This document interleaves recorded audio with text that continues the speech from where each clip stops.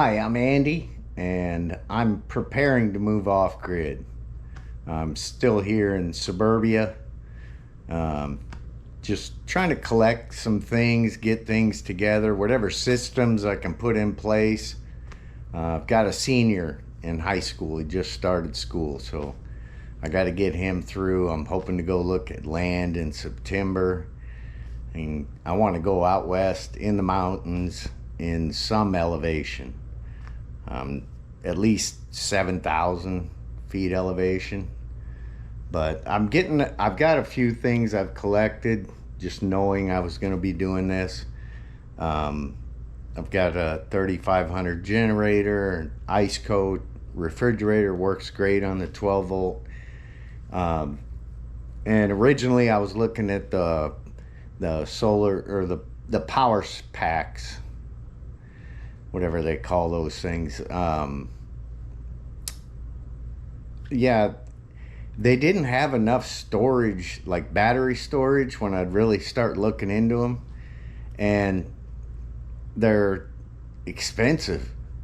So when I was looking, I was kind of thinking, well, if I could get 800 watts of solar and 600 amp hours of lithium battery storage, I'd be in pretty good shape, in a small cabin. At least for the first couple of summers out there. But by the time I'd start adding up and trying to put that together with a power station, then I would end up $5,000 or more. And I mean, that's probably what I'd put in my first little cabin. So I got to do this on a budget, so that's just not part of the budget. But show you where I'm at and just kind of give you a rundown. I think it's a better option than those power stations as far as money. And I didn't know anything. I've got all very basic tools, everything on a budget. But I'll show you what I got and where I'm at on it. I still have some work to do here. I just got the last of the 1/0 cable that I needed, the wire. So I've got 4 175 watt panels, so 700 watts of solar, and a 2200 watt inverter. And then I've got the two Renogy Rover Elite 40 amp charge controllers, one here and one over here, and then a Blue Sea fuse panel. And then one thing I read early on was to make sure to fuse or put a breaker between every component going to the battery, so, or in this case, the positive bus bar. So I've got 50 amp fuses on the 40 amp charge controllers on both of these. And then this is a 100 amp fuse panel. I don't think I'll use 12 volts to over 100 amps. And I think I'll probably blow these fuses first. But so I just put a 100 amp breaker here. And then this is all 4 gauge. And the biggest that'll fit in the charge controllers, I believe 16 maybe. Not positive. But, and then I've got a positive bus bar and negative bus bar. I've got a couple different fuses. I'm going to end up with leftover, but that's fine. I've got spares. And this is where I still have work to do with the 1/0 cable wire that I just got in. And I picked up the lugs as well. I've got another 200 amp fuse I'm going to put on the battery. It's probably redundant, but this is what I have left to do today. Is I'm going to go ahead and make and I have the most basic tools I'll show you in a minute, but I'm going to go ahead and make this jumper from here to the battery isolator, and I guess I'm going to add this with another jumper from here up to this 200 amp fuse, and that's going to go to the inverter. So I need to make those two, and then one more. Yes, for the battery monitor shunt, I have to remake this. This wasn't even meant for this. It was a mistake at some point, but I was using it to test this battery because it's kind of old, and that's a long story. But I've got the 22 gauge that actually fits in here. This is too much. I forget what it is, but it doesn't have the fuse in it or anything. I just used it to test that battery. But so now I have the 22 gauge, which is going to be the only non-copper wire in this whole thing, or it's tinned copper PVC or something, but it's just for this little monitor for the shunt for the battery. And then I've got I'll splice in the fuse holders and the 1 amp fuse. So got that left to do, and then I'll be ready to connect batteries. And by basic tools, I mean this is what I'm using to crimp with, and I'm surprised how well it works. It does work pretty well. You got to beat the hell out of it, but it works. And then I just have some wire cutters. I've got a couple different kinds of crimpers. I wish I had larger wire strippers. I have to use these. I've just got these tiny ones, but I'll use those for that battery shunt, I guess. This is where I put the battery monitor for the system.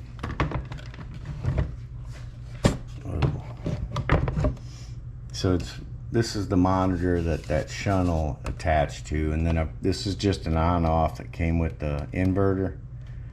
And then my lights, my panel for the lights, I'm just going to use a boat one. I like it. And just a quick rundown of cost. I mean, so basically these panels were about $200 a piece, I guess you could say. And I know these are $190 now. I think I paid a little less. They're like $189 on Renogy. This is $20 or slightly over. These are all right about $20, these 3 breakers. These bus bars are about $20 for the pair. This was about $15. These 200 amp fuses were about $20, and I have a whole extra one. And I bought a few lugs that I'm not going to be needing right now, and then the inverter was like $200 too. But everything with the wire and the lugs and the few tools that I bought and everything, I figured it was $1,700 would be an exaggeration.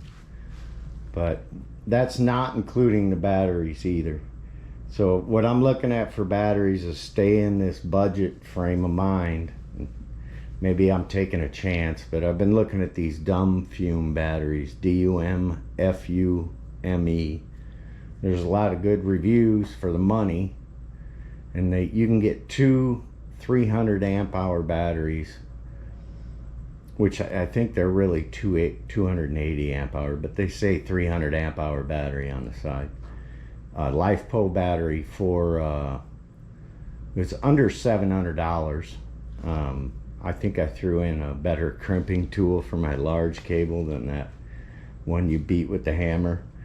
So yeah, it was still right at just under $700. So I figure with that, I mean, even if I upgraded the batteries a little bit, I'll be under $2,500, and I won't quite have the 800 watts of solar that I wanted. I'll have 700, but I'll have the batteries.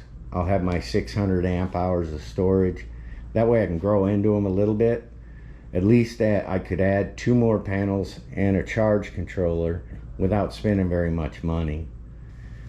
Anyway, I'll get to work on this, and I think I have everything to finish it. So I'll do a quick walkthrough when I'm done.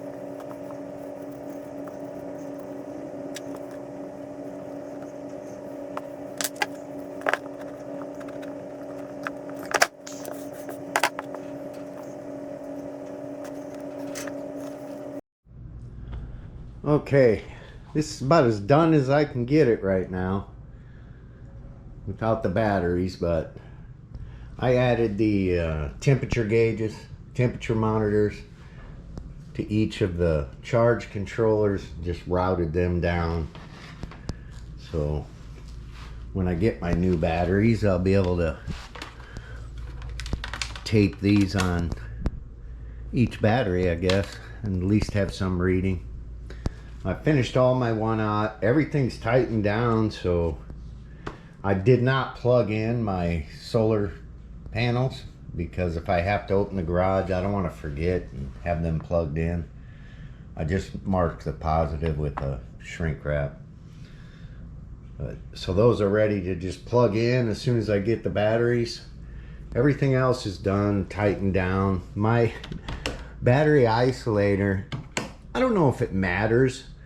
It has an input and an output marked on it, but I don't know if it matters. And the way I had to put it to use the input and the output, so you can see that everything's backwards, upside down. So no is my on, and upside down off. So, but if I figure out that I can just swap this, I'll just turn it around. It'll be kind of normal. The inverter cables, wire, I didn't tighten these down. It's the only thing I didn't tighten down, because I need to take a jumper out of this.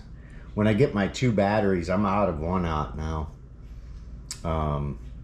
The original wire was 2 feet 2 inches, so I'm gonna take about 8 inches off of this, whatever it takes to parallel the 2 batteries, and this will still be longer than the original.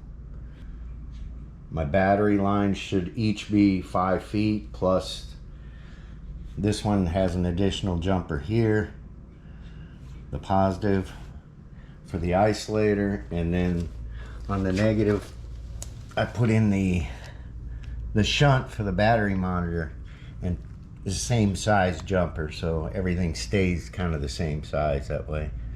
And for the batteries, I've got another 200 amp battery post marine fuse, and the shunt's all connected. I read that this little line, the 22 gauge with the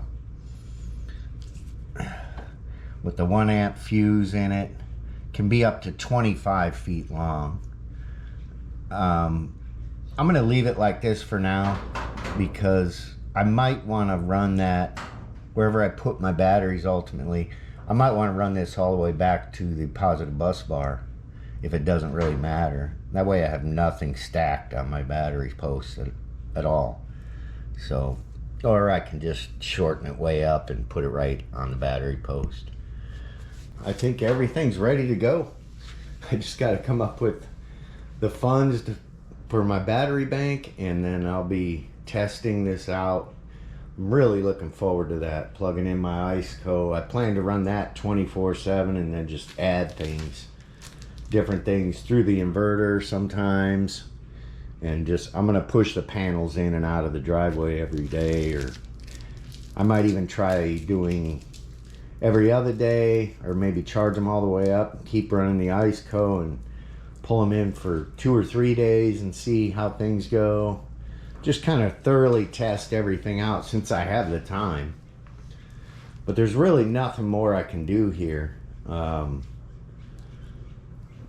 until I get the batteries, but then it's just a couple things. I'll make those jumpers, which I already have all the lugs and everything for. Connect the batteries, plug in the solar, tighten down the inverter. I guess I could have plugged in this is the cord for this on-off for the inverter. I do want to test that once I get the batteries, so I'll plug it in then. Then I'll run this USB. I need to order a couple things. I don't have any 12 volt things to wire And I really want to test running some stuff through this fuse panel. And back to this through a switch. What I think I'm going to get is, they have for around $10, they have those puck lights on Amazon. The 12 volt groups of 4, I think. So I'm thinking maybe get that, something like that. And maybe get 2 of those and put them on 2 different switches and make that part of my testing also. And I'm sure I can use them in the cabin. So I still think this is a better way to go than a power station, because in the end I should be under $2,500. And although it's budget, more budget stuff, including the battery bank, it's going to be 600 amp hours of lithium battery storage and 700 amps or 700 watts of solar, which really I could go with 400 amp hour battery bank. But the batteries I'm looking at, they come in 2 packs, so I can get a 2 pack of 200 amp hour batteries and have 400 amp hours in my battery bank. But that's going to be about $100 less. So for $100 more, I can get 2 300 amp hour batteries. So I think I should do that. And as far as this stuff goes, I mean, I'm not saying this is right.